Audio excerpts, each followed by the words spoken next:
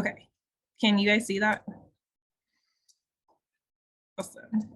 All right, so thank you for having me. Yeah, so today I'm going to be emphasizing kind of like the resiliency of Chinese Americans in rural Oregon. And kind of to begin, I want to quickly go over some Chinese American history. So Chinese immigrants started coming to the United States as early as 1785, first to the East Coast actually as seamen and students, but then in much larger influx during the mid-19th century when news of the gold found in Sutter's Mill in California had spread to China. While the socioeconomic conditions and political unrest and the natural disasters in southeastern China during the mid-19th century encouraged the Chinese in the Guangdong and Guangxi region to seek opportunities elsewhere, the increased migration out of China was not solely due to these circumstances. Chinese people in this region have a tradition of going abroad for opportunities, but that scale of migration took increased mostly from traveling to Southeast Asia to a much larger global scale that really included the Americas, New Zealand, Australia, and other countries. During this time, most of the Chinese immigrants came from the region in China known as the Pearl Delta region, which you see here in this map. And it consists of Samyup, Sezyup, and Gyeongsang districts in the Guangdong province, which you can see labeled. Now, understanding that Chinese Americans came from these different areas of China is a really crucial element in understanding the experiences of Chinese Americans for a few reasons. And one of which is that although the misconception is that Cantonese is largely understood everywhere else, the truth is that each region really had their own dialects of Cantonese, not all of which are completely interchangeable with one another. Second is that each region also had their own unique cultural practices. And finally, a lot of Chinese immigrants created various forms of organizations and associations that I will elaborate further on, some of which are based on their home villages. In terms of migration to the Pacific Northwest, small numbers of Chinese immigrants began going to Northwest also as early as 1788 for short-term jobs such as carpenters, shipbuilders, blacksmiths, or sailors.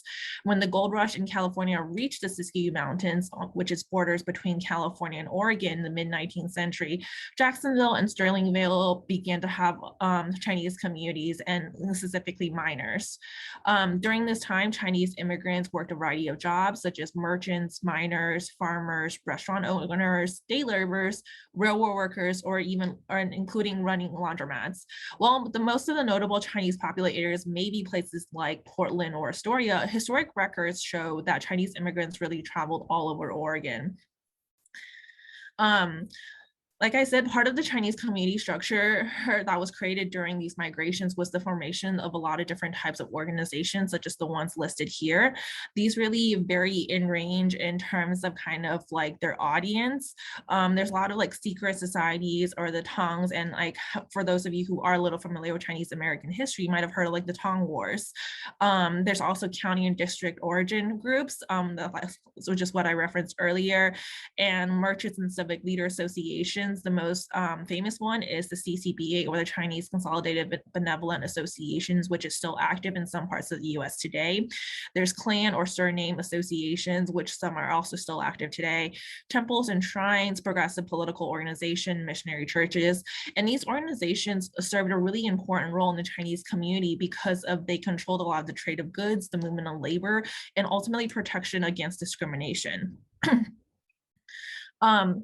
Now, we all know that from history that Chinese immigrants were not particularly welcomed, most famously the Chinese Exclusion Act of 1882 and the Gary Act of 1892 specifically prohibited Chinese immigrants from certain immigrant classes from coming to the US, although merchants and students were still allowed to come. And on this table, you can see the list of all the federal legislation that impacted Chinese immigrants.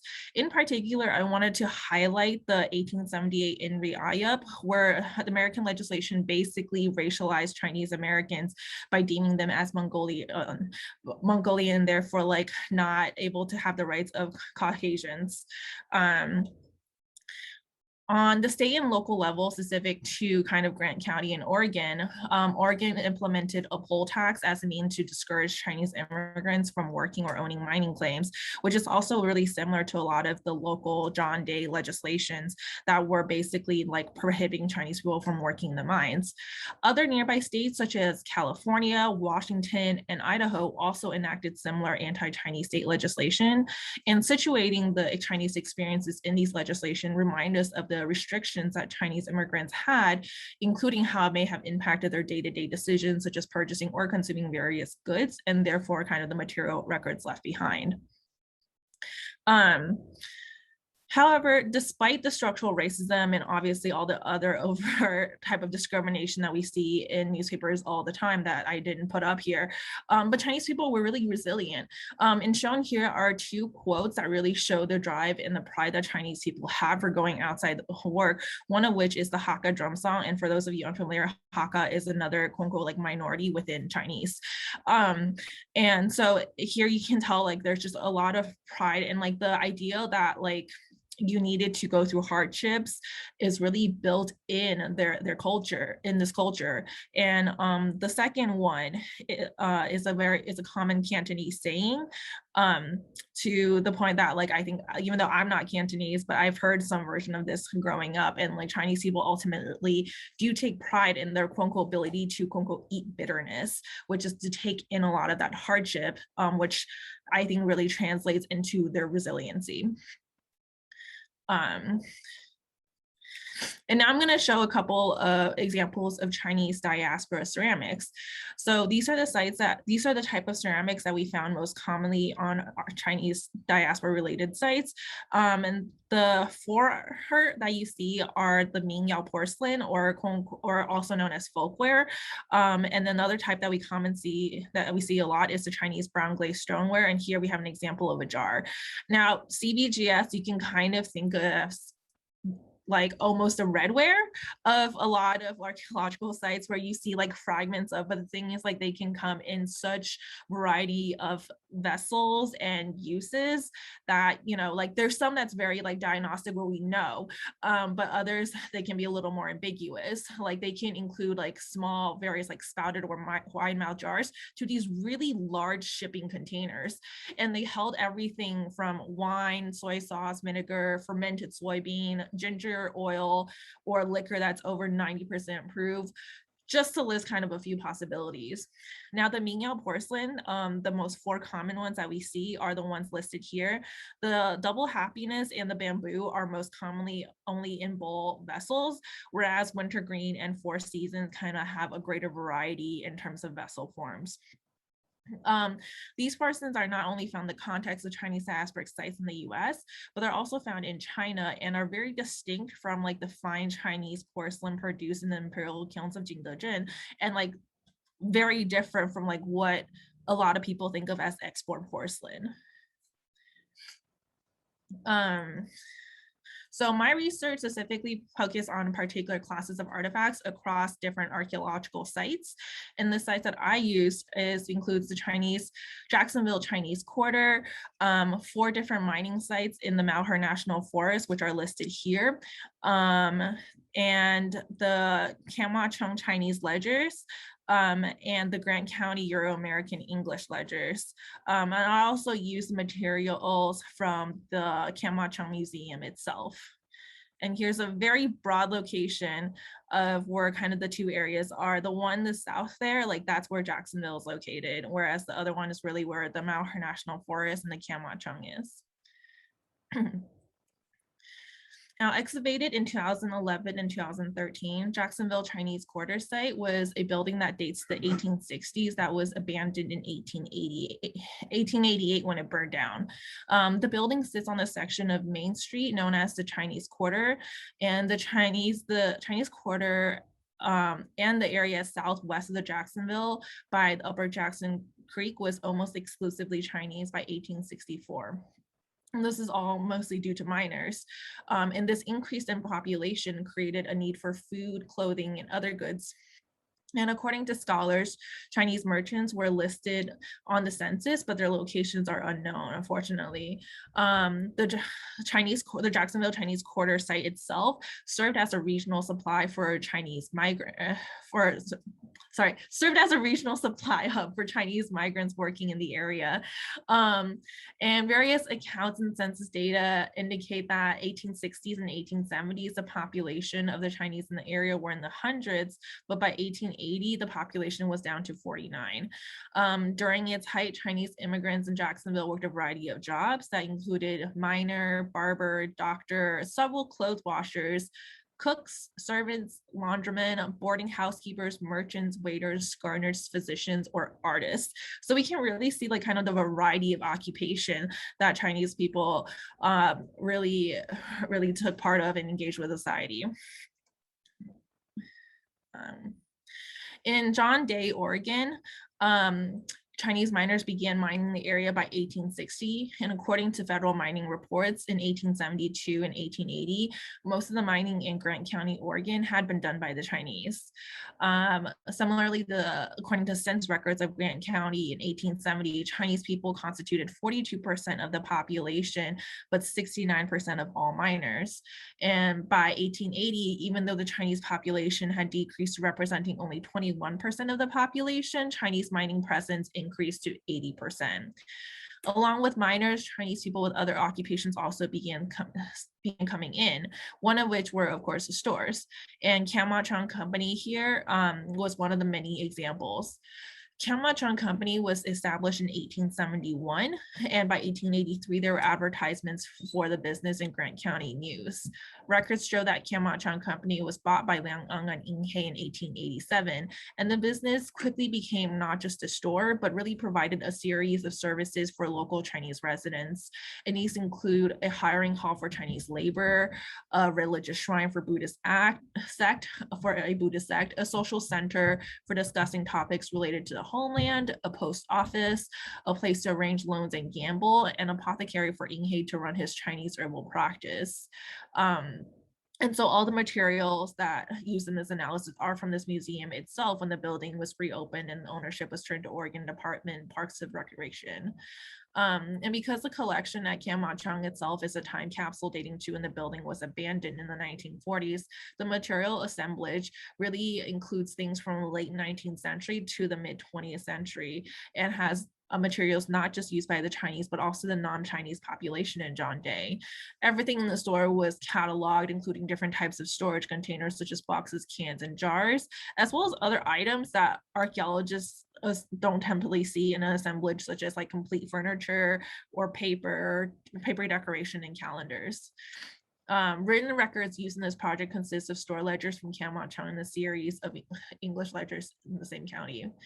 And the Kamachong, and here's a picture of the two store owners, Liang Eng and Ying He. They were incredibly famous in the local region. And actually a lot of people, not just like Chinese patients, but like non-Chinese patients actually came to John Day just to actually seek the help of Ying He because he became such a notorious local doctor. And Liang Eng was also a really famous businessman around the area and like owned his own like automobile shop and stuff like that. So really just like defying every possible stereotype that you can possibly think of. Now the store ledgers that date to the Kamachong, there's a total of 4 store ledgers in this assemblage that date from February 1887 to August of 1889. However, only 3 books have been translated, and these are written entirely in traditional Chinese.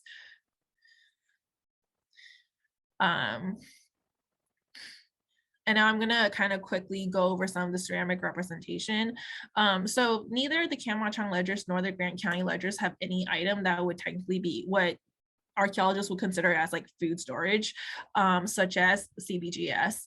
And this is due to the fact that, you know, the ledgers represent the food within as opposed to the containers themselves. So anything that we see that is like dried or preserved Chinese imported goods likely had CBGS as a byproduct. In terms of the ledgers, the majority of the tableware listed in the Kamachong are Mingyao porcelain with specific reference to winter green and something that is translated as a plum decorated bowl, but most of them are left without a descriptor. But there is a listing of quote unquote pan bowl, which is translated in a different inventory as barbarian, and the character generally means foreign, which basically means that Kamachong did stock non-Chinese tableware.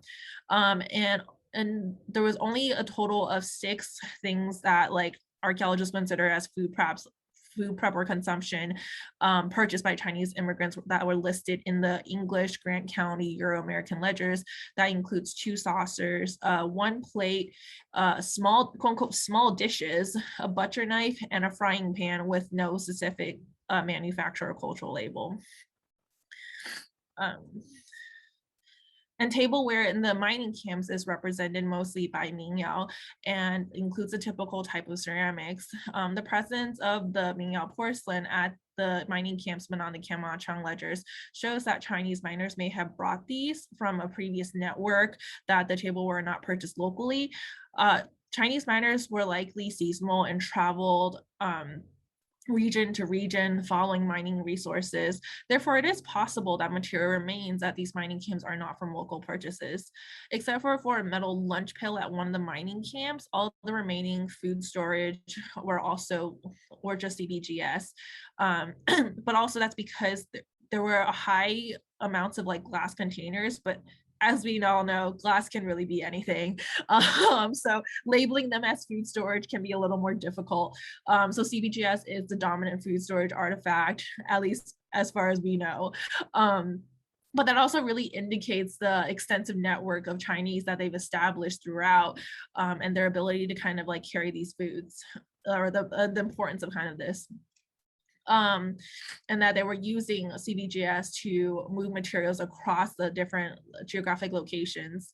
The vast amount of documents at Kamachong to and from a large range across Oregon, California, and Seattle really further demonstrates this network. But unfortunately, due to limitations of preservation, excavation, and time, only one botanical analysis has been conducted across the 4 camps, of which the only findings are local plants. So instead, really like insights to what they were purchasing for consumption is provided by the store ledgers at Kamachong and Grant County stores.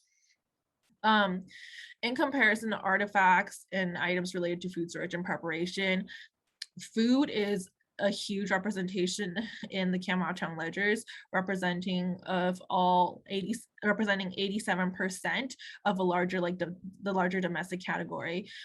These include everything from flour, sugar, eggs, tea, different types of fish, various types of meats, rice, seeds, and different condiments. And obviously these include both culturally Chinese items and non-culturally Chinese items, or like non-cultural specific items. What's really interesting was like mooncake was listed, but yeah, here you just kind of see a small example of what was there. But these also contrast, or these work in conjunction with like the Grant County English ledgers, where there's purchases of things like old fudge or coffee, sugar, lemon, candy. And these really, and as well as, you know, oysters and eggs and pineapple. And these really demonstrate that Chinese immigrants maintain a traditional Chinese diet while incorporating a lot of like the Euro-American or non-Chinese traditions. And like the presence of a lot of these like non-traditional, or presence of these non-traditional Chinese treats also show the purchasing power that Chinese immigrants had in this larger anti-Chinese context. So just to be clear, like together, these really show that Chinese people were not isolated by any means, and even despite a lot of restrictions that they had, like they could buy eggs either at the Chinese store or the American stores. They had that ability. Now, food in Food in the archaeological context, such as Jacksonville mining camps, are mostly seen through miscellaneous cans and glass soda bottles, which you can see here in this like presence and absence chart. The Kamwachung materials in itself had a lot of variety of condiments, fish, coffee, candies, and etc. So again, we kind of just see like this huge variety of the type of food that they were purchasing. In terms of clothing and footwear, which is the other type of artifacts that I looked at, all the assemblages, except for the mining camps, have relatively low representation. Clothing is represented in the archaeological assemblage largely through fasteners such as buttons, buckles, rivets, and textiles, whereas footwear includes eyelets, boot or shoe parts made of leather bits, copper alloy, ferrous metals, and rubber soles. For the mining camps, a large percentage of footwear is comprised of hobnails that are put into the soles of the Euro-American manufactured rubber boot soles and heels in order to provide traction while working the muddy grounds. But these boot tacks were also put in there to really like extend the life expectancy of these shoes. Clothing in Kamwachung ledgers are dominated by silk scarves, while footwear includes a variety of shoes such as cloth shoes, warm boots, and leather boots. In this contrast, the high percentage and the great diversity of both the clothing and footwear in the Grant County ledgers. And clothing in this assemblage is represented by various overalls, jumpers, flannels, denim, blue jeans, undershirts, cashmere, and gloves. And footwear is represented almost exclusively by boots with occasional mention of slippers. Boot tacks are also mentioned specifically in these ledgers, and they may be referring to a lot of the hobnails that are found in Chinese mining camps. And multiple purchases of clothing and footwear may be indicative of the need to purchase these items, or commonly due to use and need for replacements from wear and tear. So ultimately, my research really demonstrates that Chinese immigrants had access to all kinds of good they wanted because of the networks established by the Chinese Americans through the different associations that merchants were a part of. Letters in Chinese and English at Kamwachung further adds the idea that merchants such as Liang Ang and Ying He were providing goods to populations all around Grant County, such as the places that you see here. For those of you kind of not as familiar with Oregon, basically I highlighted Portland for a reason, although Portland was one of the main places that they also had a contact with. But on the, here, let me just pull up, what's this? But yeah, here's Boise. So this is like the Idaho state line. So the Matterhorn National Forest is about, I think like a 5-hour drive from Idaho is really what it is. So basically all of these locations is where Kamwachung had direct contact with in terms of like direct letters coming in and out, and specifically like Chinese people asking them for things. Not always necessarily goods, but sometimes it's literally asking for money kind of thing. So the networks that were set up were basically one of the many ways that Chinese Americans were resilient in these harsh times. I think I need to. Okay, so these networks, sorry, my research demonstrates that Chinese immigrants had access to all kinds of good that they wanted. And that the networks that was set up were one of the many ways that Chinese Americans were really resilient despite these harsh times. And merchants were among the occupation class that had the most freedom, and thus were able to kind of help set up others during these times. But also Chinese miners had the purchasing power to purchase both traditional Chinese goods and non-traditional Chinese goods, such as various sweets or coffee. They purchased the necessary work-related clothing items from the stores that stocked them, and not necessarily just a language or culturally convenient store, which demonstrates that the Chinese immigrants here had the financial power and therefore the choice in what to purchase from the goods available in these stores. So how does this relate to the current situation Asian Americans are facing?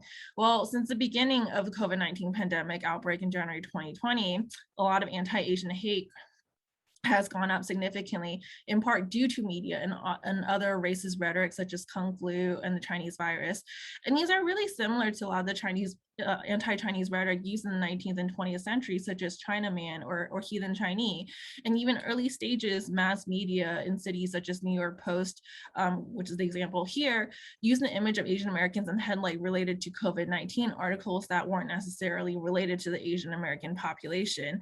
Not to mention the fact that I think this photo was actually a photo in Hong Kong, so not even related at all. But the way that these terms and images are used with intention to scapegoat, deflect, and mirroring the tactics in the 19th century. So various organizations and public figures are empowering the larger Asian American community in a variety of ways, such as through donations of the personal protection equipment and or money, and like these guardian angels that formed in New York Chinatowns. But there's also campaigns such as Wash the Hate or Stop AAPI Hate that's also formed. So really Asian Americans are fighting the virus on every single platform, from serving the front lines as various medical professionals to community organizers and artists, and helping create awareness, documenting the stories of anti-Asian activities. And as a whole, these efforts not only remind Asian American communities the resiliency of our communities and the histories that we have survived, but also emphasizing to continue to educate the larger public about our stories. Various types of organizations and networks in the larger Chinese community, such as Chinese Consolidated Vanilla Association or various tongs, have always served to protect Chinese immigrants through stores such as Kiamat Chung and Company that served more than just a store, provided protection and security that added to the resiliency of Chinese immigrants. The building of Kiamat Chung itself is a testament to the significance of two Chinese Americans in a very small majority white community. In fact, Eastern Oregonians have often credited Kiamat Chung's Ing He to protecting Eastern Oregon from the 1918 flu, which you see in an example of the prescription here. Even though Ing He was already 56 by 1918, his commitment to the community beyond the Chinese community, which would have been in large decline at that point, is an important act that needs to be remembered. Also, during the Great Depression, Leung and Ing He kept their money in local banks to prevent the local economy from crashing. And many residents to this day have very fond memories of Ing He and Leung, as well as the larger Chinese community in John Day. And according to oral histories conducted by the Friends of Kiamat Chung, Chinese people in John Day also helped local Euro-American children who were being bullied by neighbors. The residents described the importance of Chinese miners to their communities and emphasized that without the Chinese population, John Day would not have been able to be as successful of a mining town. When Bob Wah, which is Ing He's nephew, arrived in John Day, they were embraced by the remaining largely white community. Therefore, although Oregon Chinese Americans faced violence and discrimination in the 19th century, many Chinese American communities pushed through the hardships. And going abroad was really a beacon of hope, not just for Chinese individuals, but for whole families and clans. And Chinese Americans participated in various occupations. Despite the racism that they had to endure, they were resilient and survived through it, and were active members of their own community that extends beyond the immediate Chinese communities. And non-Chinese weren't just quote-unquote enemies or whatever we want to call them, but they also played active positive roles in Chinese American lives. And so that's it. Thank you guys so much for having me.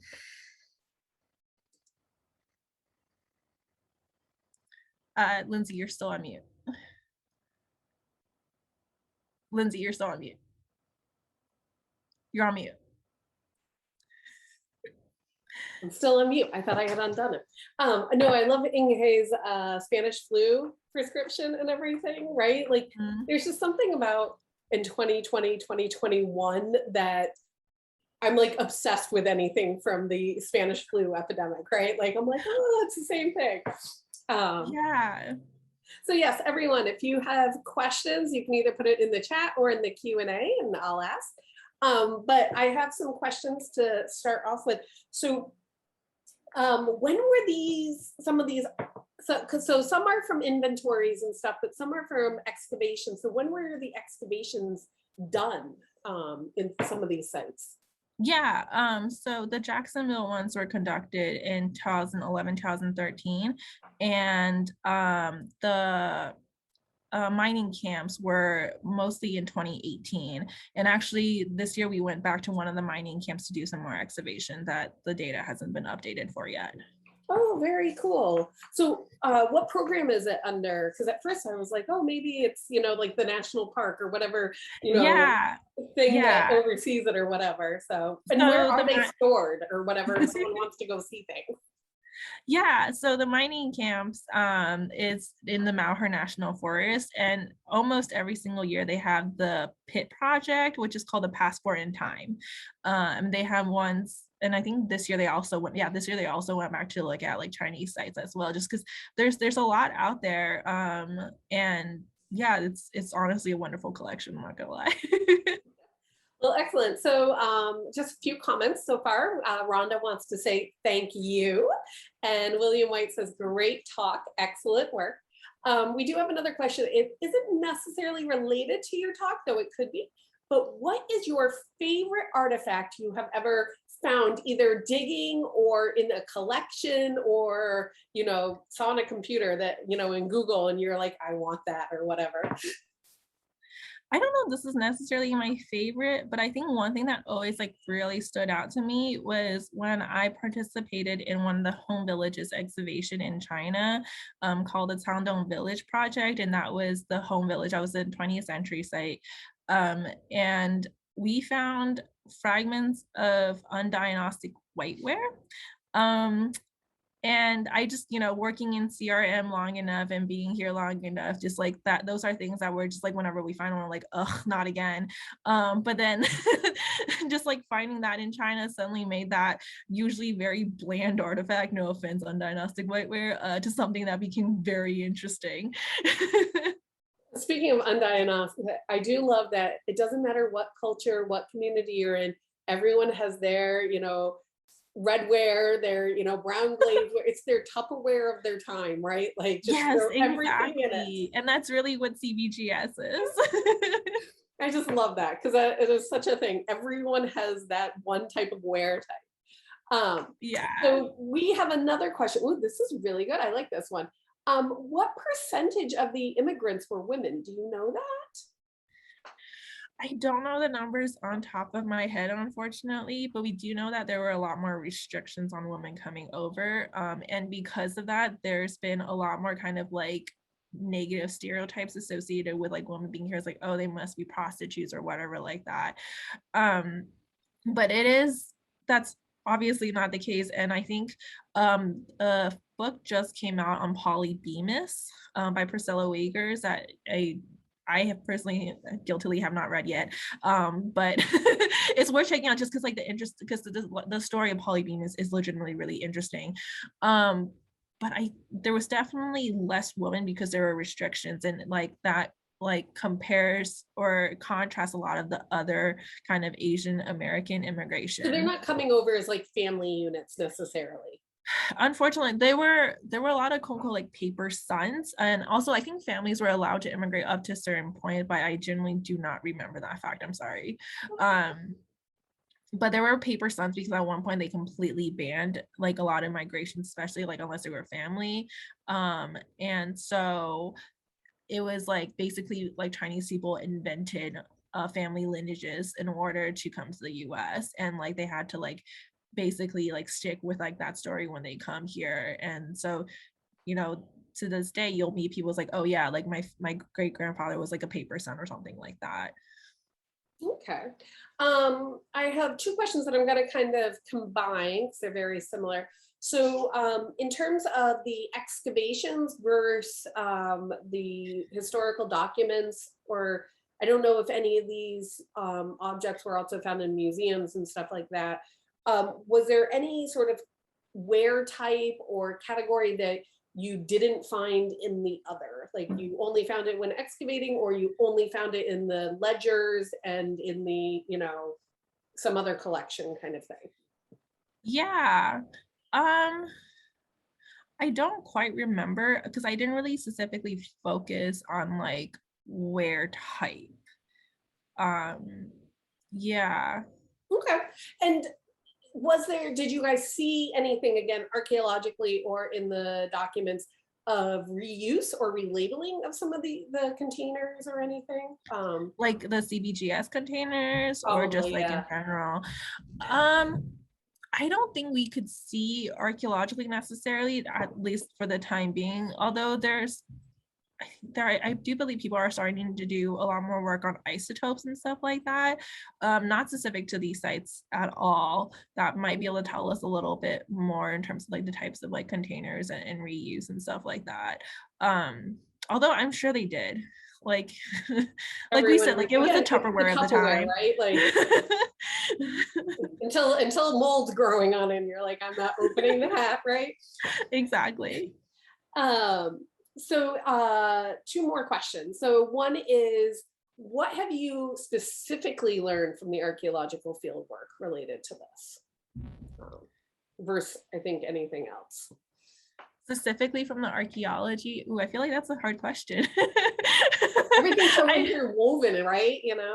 Yeah. Oh, that's hold on. I need to think about that one for a second.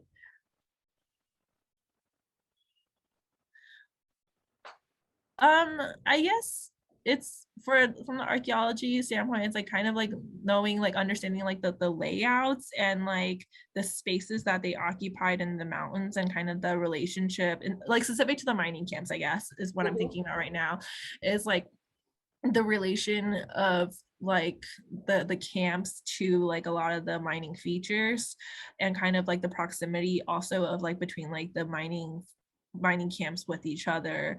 And like we had this conversation with the Forest Service archaeologists, and it's like right now when we go through travel between these camps, it feels like really long because we tend to like drive to them, but like when you're cutting across the woods and stuff like that, it's actually like maybe a few mile hike, that kind of stuff. So that kind of stuff I think is really you understand more from the archaeology rather than anything else. Okay. And actually, it will be the second to last question. Is there any evidence of non-Chinese people buying any of these Chinese goods? So we know for sure that Kiamat Chung, the store, was visited not by also non-Chinese people. I think there is a way to tell like non-Chinese people in the ledgers, but I'm still kind of like figuring out a way to prove that I'm right. Yeah. Yeah, you're like, I have a feeling, but if I'm gonna write this down, we gotta have hard evidence. Okay, so last question is, are we, and by we mean you and the team and everything, able to document any descendants of these immigrants still living in the US, and are any members of this community helping with this research or anything like that? Yeah. So we do know of like Inghei's grandson or great grandson or something like that, and he's back in China.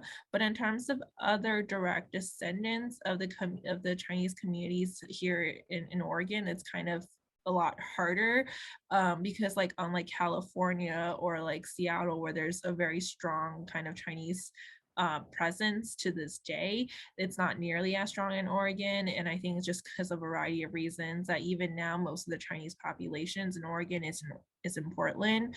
I am starting to work with Chinese communities in Portland though. I don't know that I'll be necessarily be able to find quote unquote direct descendants necessarily, but like they are very much like the community of there. So I am hoping to get them more involved in stuff. Perfect. Well, thank you, Jocelyn, and thank you to our viewers for joining us today. And we look forward to seeing you at our next lecture, which will be on Wednesday, September 22nd, when we are joined by Dr. Paulette Steeves, who will be speaking about the indigenous Paleolithic of the Western Hemisphere. And again, we rely on support viewers like you, so consider supporting our outreach by becoming a member of the Massachusetts Archaeological Society. So everyone, have a wonderful day. Thank you. Thank you. Oh, lots of fascinating lecture comments coming in, so well done. Thank Have you. a great afternoon, everyone. Bye. Bye.